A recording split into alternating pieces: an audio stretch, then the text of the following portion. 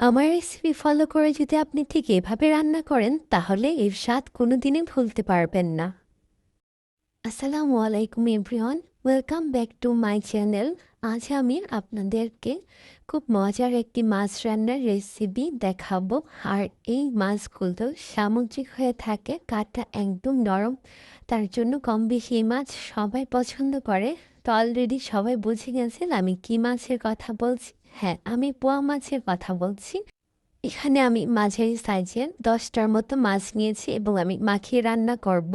এবং আমি একটা পাত্রে ধুয়ে নিয়ে তার মধ্যে আমি 1 কাপ পরিমাণ পেঁয়াজ দিয়ে দিলাম, স্বাদ মতো লবণ দিয়ে দিলাম এবং দিয়ে দিচ্ছি হলুদের গুঁড়া 1 চামচ পরিমাণ, ধনে গুঁড়া আধা চামচ পরিমাণ, 1.5 চামচ পরিমাণ এখানে আমি মরিচের গুঁড়া দিয়ে দিলাম। ঝাল যে যেমন খান ওটা বুঝে দিবেন। এরপর আমি 1 চামচ পরিমাণ আদা রসুনের পেস্ট দিয়ে দিলাম। এবার এখানে আমি কয়েকটা কাঁচামরিচ দিয়ে দিলাম। এরপরে আমি এখানে পরিমাণ মতো তেল দিয়ে দিলাম। তেল দেওয়ার পরে এবার আমি এগুলা আলতো হাতে মেখে নিব। এগুলা মাখার সময় একটু সাবধানে মাখবেন যাতে ভেঙে না যায়, তবে একটু সময় নিয়ে আলতোভাবে ভালোভাবে মেখে নিলে এটা স্বাদ কিন্তু আরও বেড়ে যাবে। আর যখন মাখাবেন দেখবেন দারুণ একটি স্মেল আসে, এই স্মেলটা আমার অনেক বেশি ভালো লাগে। এবার আমি এখানে দিয়ে দিব কাঁচা টমেটো। আমি কিন্তু এই মাছটা কাঁচা টমেটো দিয়ে মেখে রান্না করব। তো এবার আমি মাছটা মাখানোর পরে এবার টমেটোগুলো মেখে দিচ্ছি মাছের সাথে। তো আমার সব কিছু মাখানো শেষ। এবার আমি পরিমাণ মতো পানি দিয়ে দিলাম। এখানে আমি আধা গ্লাসের মতো পানি দিয়েছি। এরপর আমি ঢাকনি দিয়ে ঢেকে চুলার জালটা অন করে দিয়েছি। আমি চুলার জালটা মাঝে আঁচে রেখেছি। আমি অফ ক্যামেরাতে দেখে 2 বার নেড়ে দিয়েছি।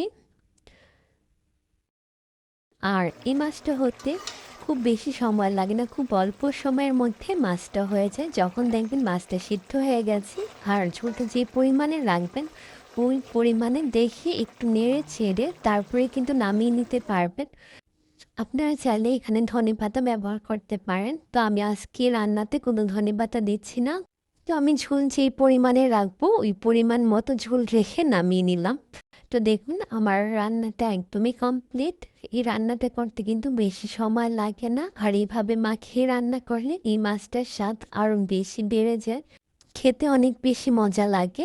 আর এই রান্নাটা খুবই ঝটপট, চাইলে খুব সহজে যে কেউ রান্না করতে পারবে, বেশি সময় লাগে না রান্নাটা করতে। আর নতুন রাঁধুনি যারা আছেন এই মাছটা বাজার থেকে ঝটপট করে কিনে এনে এভাবে মাখিয়ে রান্না করতে পারেন, টমেটো দিয়ে বা টমেটো ছাড়াও রান্না করতে পারেন, ভালো লাগবে। তবে এরকম কাঁচা টমেটো দিয়ে রান্না করলে এই মাছটা খেতে আমার কাছে অনেক বেশি ভালো লাগে, তার জন্য এই রেসিপিটা আপনাদের সাথে শেয়ার করলাম। এই মাছ অনেকভাবে রান্না করা যায়, আপনারা কিভাবে দেখতে চান আমাকে কমেন্টে জানাবেন।